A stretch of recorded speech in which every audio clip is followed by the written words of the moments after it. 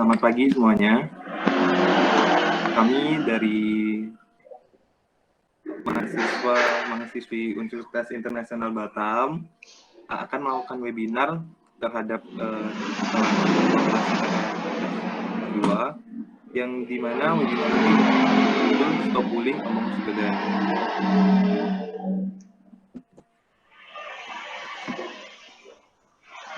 Di sini anggota kelompok kami itu ada pertama Kevin Jonaili, yang kedua Johari, ketiga Angel, yang keempat ada Jovi Ong, yang kelima ada Jerry, yang keenam ada Osgood.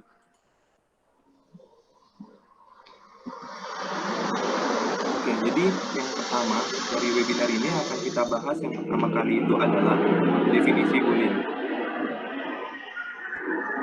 Bullying dalam bahasa Indonesia dikenal sebagai penindasan atau risa, yang merupakan segala bentuk penindasan atau kekerasan yang dilakukan oleh seseorang dengan sengaja atau yang dilakukan secara berkelompok dengan yang berisikan orang-orang yang lebih kuat dan berkuasa terhadap orang lain.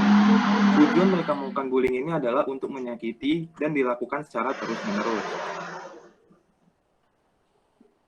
Yang kedua itu ada bentuk bullying.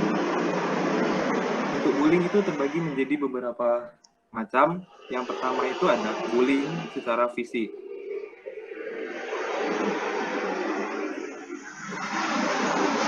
Bullying secara fisik ini merupakan ini melibatkan kontak fisik antara pelaku dan korban, dan tindakannya bisa terlihat secara kasat mata. Contoh dari bullying yang dilakukan secara fisik itu adalah dipukul, ditendang, diludahi, didorong, merusak barang, hingga melakukan tindakan lain yang terus-menerus sehingga menyakitkan secara fisik. Yang kedua ada bullying secara verbal. Bullying secara verbal ini adalah bentuk bullying yang biasanya terjadi tak kasat mata, namun dapat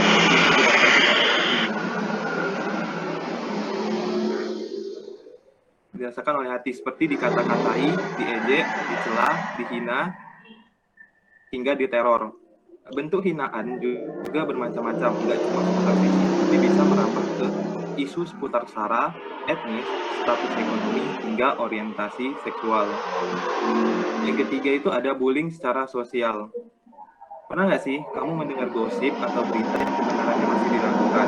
Kalau pernah, jangan sebarkan informasi tersebut, sebab informasi tersebut akan menyebabkan rumor atau gosip yang belum pasti, sehingga mengajak untuk memenuhi atau menjauhi seseorang dari tindakan bullying sosial.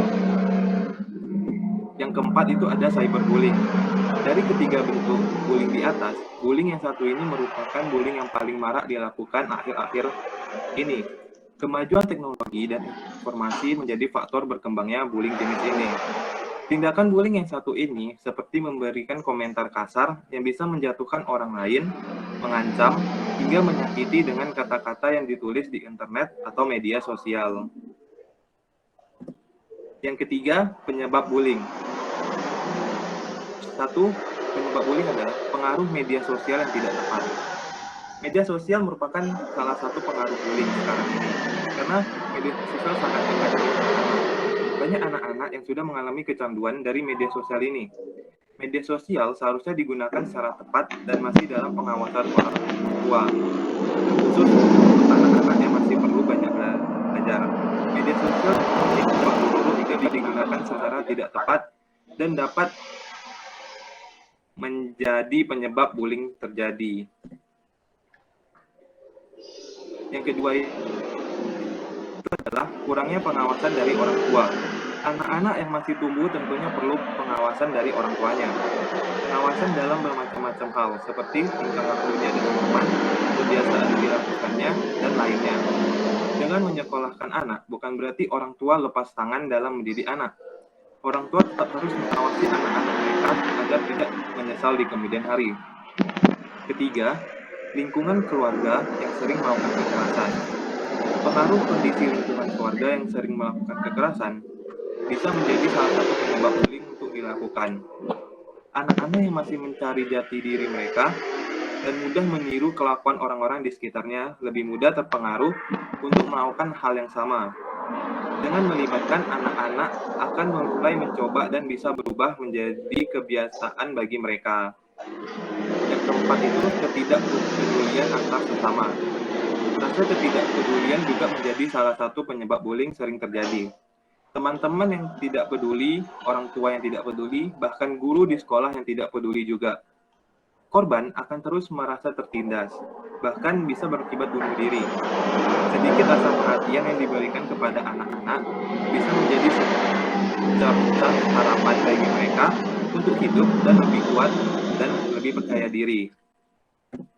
Yang kelima itu ada fenomena geng dan ikut-ikut teman. Fenomena geng memang sudah ada sejak zaman dahulu kala.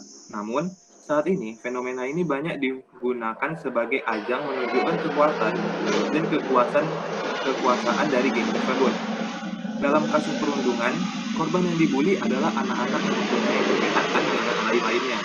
Si pembuli akan merasakan kepuasan tersendiri ketika sudah melampiaskan kekesalannya.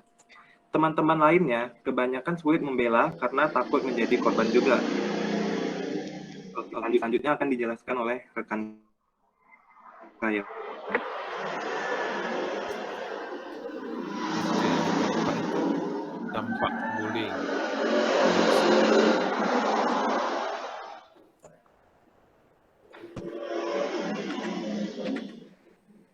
Nah, dampak bullying itu menjadi korban bullying adalah hal yang tidak menyenangkan, terlebih pada remaja atau anak-anak. Selain membuat anak merasa tidak nyaman dan kesulitan, hal ini ternyata juga akan berdampak pada kondisi kesehatan. Korban bullying rentan mengalami masalah pada kesehatan fisik maupun mental sebagai berikut. Next.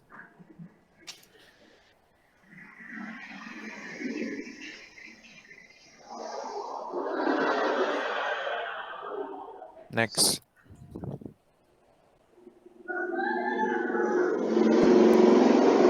Yang pertama itu mengalami masalah mental. Bullying pada anak bisa memicu perasaan rendah diri, depresi, cemas, serta kesulitan tidur dengan nyenyak. Kondisi ini juga menyebabkan anak-anak memiliki keinginan untuk menyakiti diri sendiri. Yang kedua itu memicu masalah kesehatan. Dampak bullying bisa membuat anak atau remaja berisiko merusak atau menyakiti diri sendiri. Misalnya dengan mengonsumsi makanan sehat atau hal yang bisa berdampak pada kesehatan tubuh. Yang ketiga itu mengalami penurunan prestasi akademik. Hal ini bisa terjadi akibat anak-anak tidak memiliki keinginan lagi untuk belajar atau merasa kesulitan untuk fokus dalam menerima pelajaran. Dan keempat itu berpikir untuk membalas dendam. Ini adalah dampak bullying yang paling berbahaya sebab anak mungkin berpikir kekerasan pada orang lain sebagai upaya balas dendam atau pengembangan yang dialami.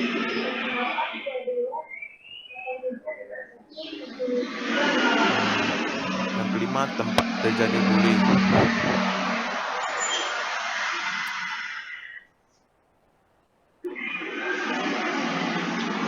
Next.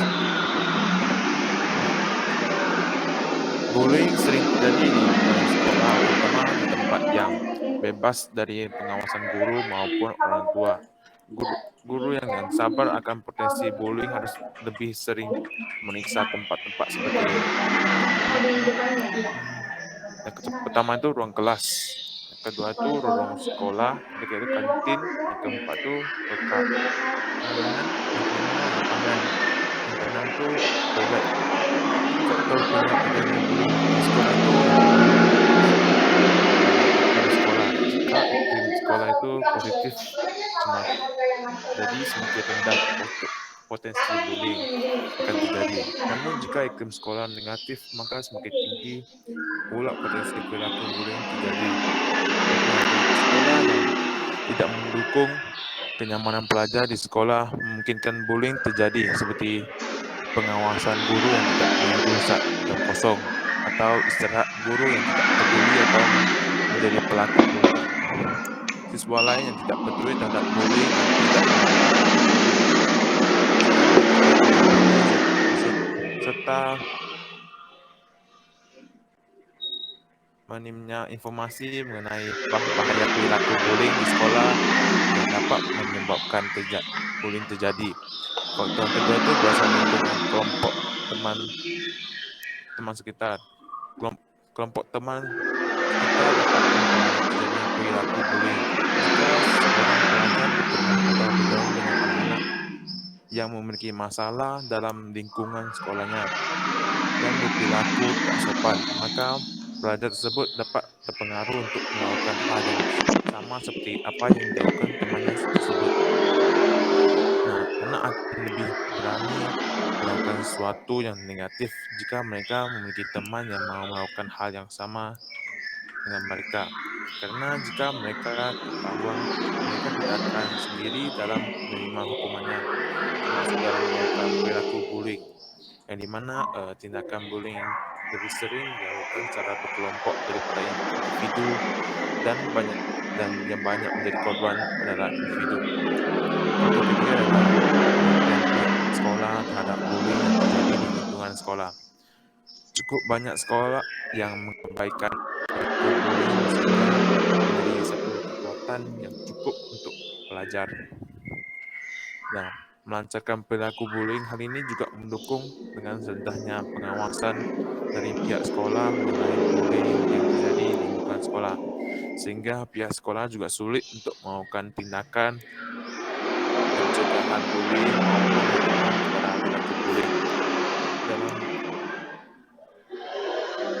faktor terakhir adalah lingkungan sekolah. Lingkungan sekolah di mana guru berbuat kasar kepada siswanya menyebabkan kegiatan belajar menjadi tidak menyenangkan dan efektif. Peraturan dan kebijakan yang tidak konsisten atau peraturan dan kebijakan yang terlalu ketat membuat pelajar ingin melanggar peraturan tersebut. Serta guru yang tidak memperhatikan pergaulan yang dilakukan siswanya selama di sekolah. Nah, perilaku bullying bisa terjadi di sekolah dengan lingkungan yang kurang pengawasan, lemah terhadap peraturan dan sanksi, dan pejabat sekolah yang tidak peduli terhadap bullying yang terjadi di sekolah.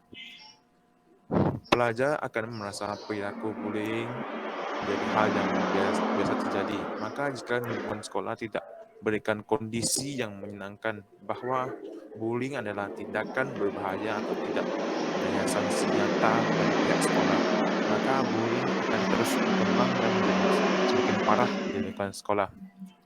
Next. Nah, keenam itu cara mengatasi bullying. Next. Yang pertama itu tunjukkan prestasi. Orang yang melakukan bullying umumnya bereaksi karena rasa iri maupun dengki. Sebagian besar korban bullying pasti memiliki keunggulan yang tidak dimiliki oleh orang yang menindasnya. Yang harus dilakukan oleh para korban bullying adalah tak ragu menunjukkan prestasinya, entah itu di sekolah maupun lingkungan kerja. Lama-kelamaan pelaku bully akan muncul sendirinya karena merasa korbannya tidak terkalahkan. Yang kedua itu jalin pertemanan dengan banyak orang. Pernahkah kamu memperhatikan bahwa korban bullying umumnya suka menyendiri dan jarang memiliki teman? Maka mencegah bullying adalah menjalin pertemanan dengan banyak orang.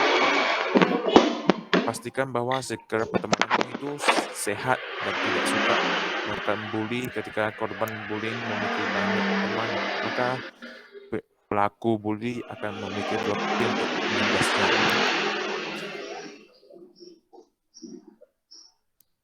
Yang ketiga itu tumbuhkan rasa percaya diri. Pelaku bully akan semakin bersemangat ketika mengetahui bahwa korbannya bisa minder atau semakin terpuruk untuk memecah sekaligus memberikan efek jerah pada pelaku bully. Bangunnya rasa percaya diri agar tidak terlihat minder atau takut kepada si pelaku. Percayalah, pelaku bully malas menindas orang yang berani dan percaya diri.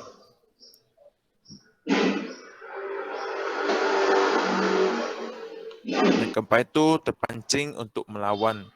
Emosi terkadang memicu kita untuk tidak merasa identitas. Karena banyak korban bullying yang melakukan perlawanan. Nah, boleh saja melakukan perlawanan Tapi kamu juga harus memikir bahwa pelaku akan semakin gencar menindasmu jika kamu menolaknya. Cara mencegah bullying bisa dimulai dengan tetap bersikap tenang dan sabar tanpa terpancing untuk melakukan perlawanan. Yang kelima itu segera melaporkan pada pihak yang berwenang. Perundangan adalah masalah yang cukup serius, apalagi jika pelakunya dibiarkan tanpa sanksi yang berarti. Apabila kamu atau orang-orang di sekitarmu menjadi korban perundangan, saatnya kamu menyuarakan isi hatimu dengan melakukan tindakan perundangan ini ke pihak yang berwenang. Biarkan masalah tersebut diselesaikan oleh pihak yang berwenang untuk menghentikan bullying.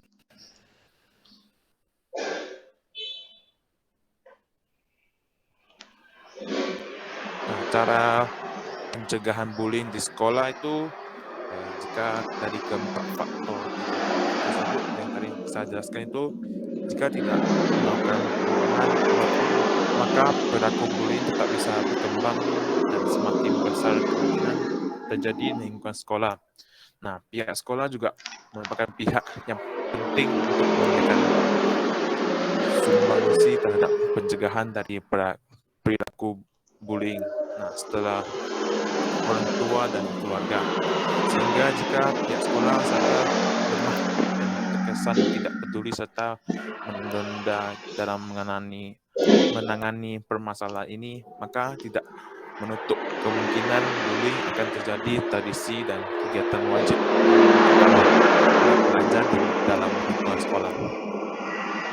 Bullying dapat terjadi jika terdapat celah untuk melakukan tindakan bullying. Namun, bila kita menutup celah tersebut atau mengurangi celah tersebut, maka perilaku bullying tidak akan terjadi atau seminimal mungkin frekuensi terjadinya di lingkungan sekolah atau menurun. Hanya dengan memberikan perhatian kecil kepada pelajar atas setiap perilaku yang mereka lakukan atau perhatian yang mereka harapkan dari kita, maka celah tersebut dapat berkurang demi sedikit.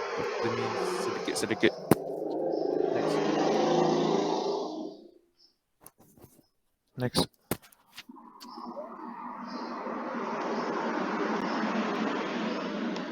Oh, oke. Slide selanjutnya itu nanti kita akan putarkan video tentang bullying. Habis dari itu baru kita buka sesi tanya jawab ya, guys.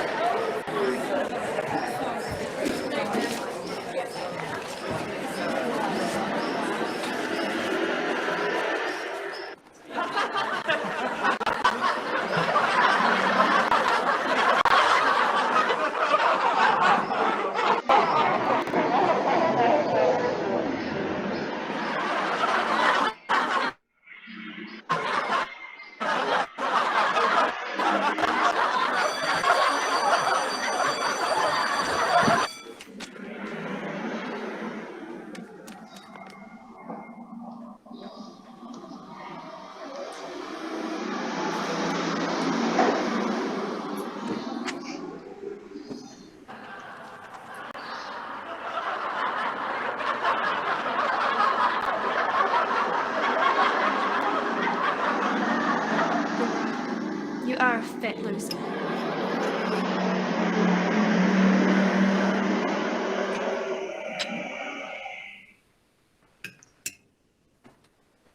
You okay, Katie? Yeah, I'm fine. Are you sure, sweetie? Like, is everything okay at school? I said I'm fine. You sleep.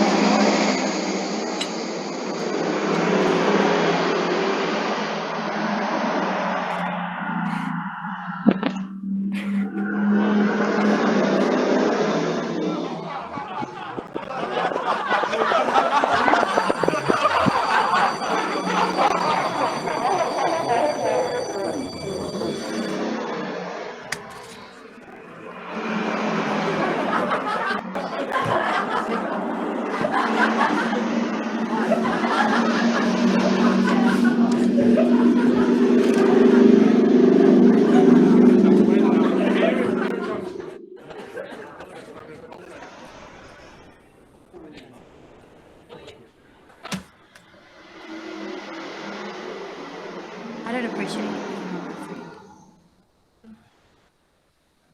Kate is amazing and unique, just like every other person in this school. And if you have a problem with any of us, well, you should just keep it to yourself. Do you have any idea how much that could hurt someone? And guys, we are just as bad if we just sit here and do nothing. Why do you have to be so mean?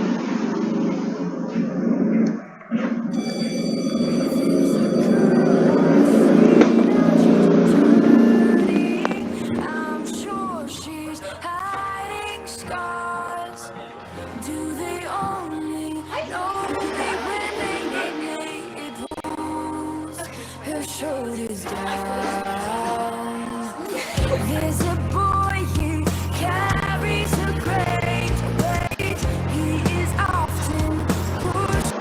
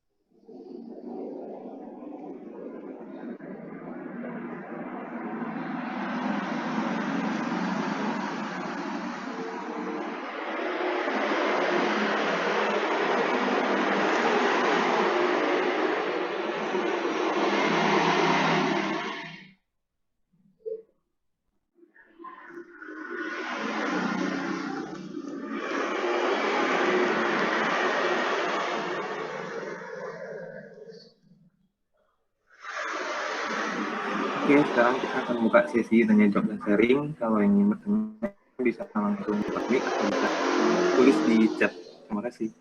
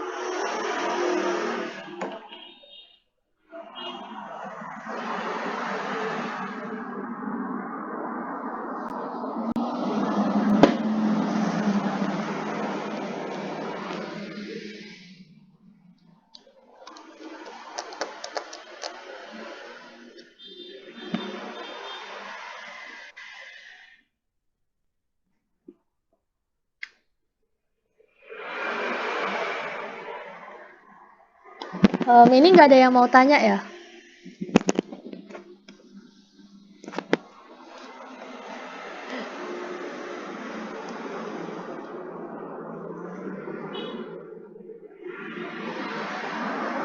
Tidak, Kak.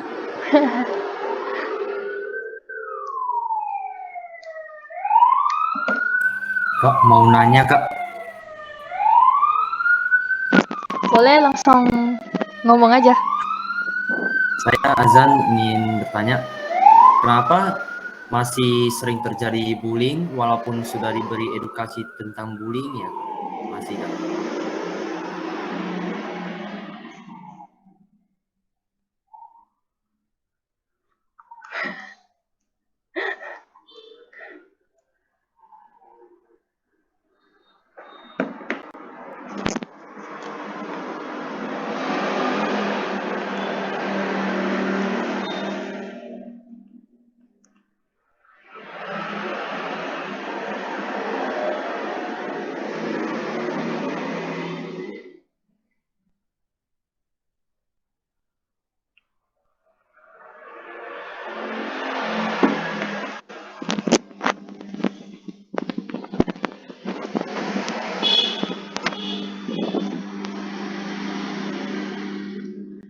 Saya coba jawab ya pertanyaannya.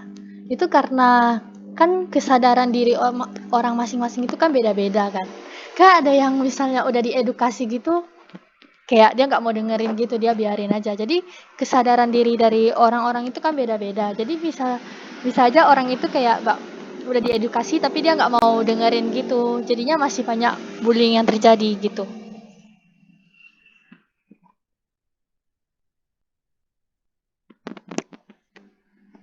Atau bisa juga karena bullying itu kayak masih kurang edukasi gitu.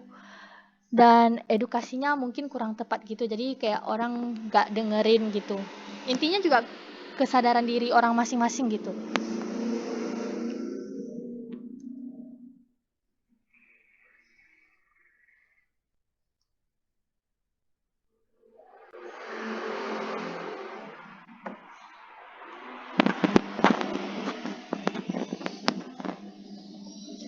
Apakah bisa dimengerti, Ajan?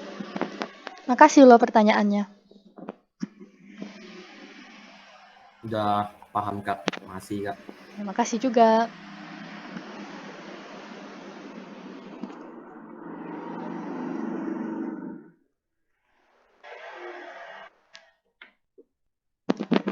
Ini udah nggak ada yang mau nanya lagi kan?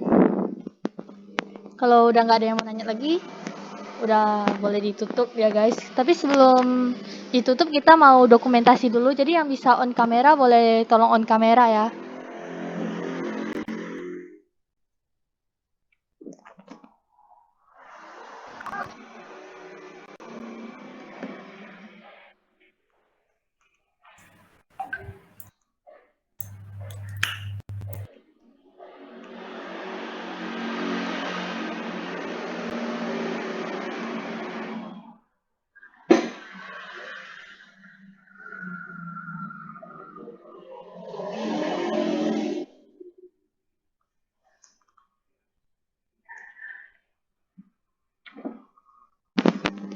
Ayo guys, on kamera semuanya. Ini habis kita dokumentasi udah bisa live.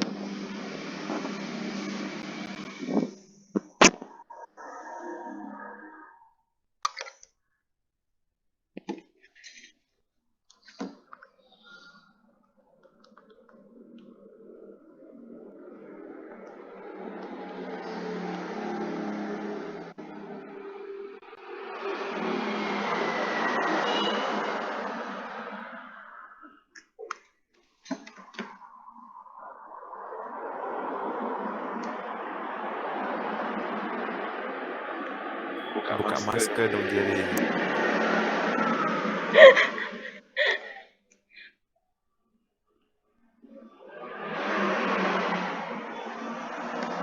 Oke, ini yang on cam dikit dikit banget.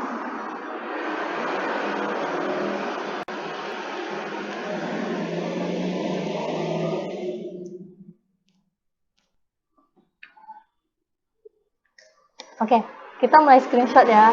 1, 2, 3. Pause dulu guys.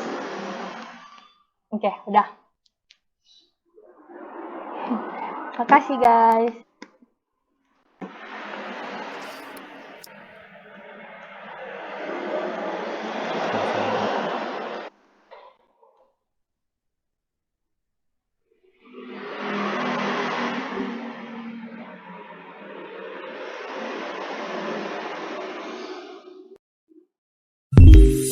Sama-sama.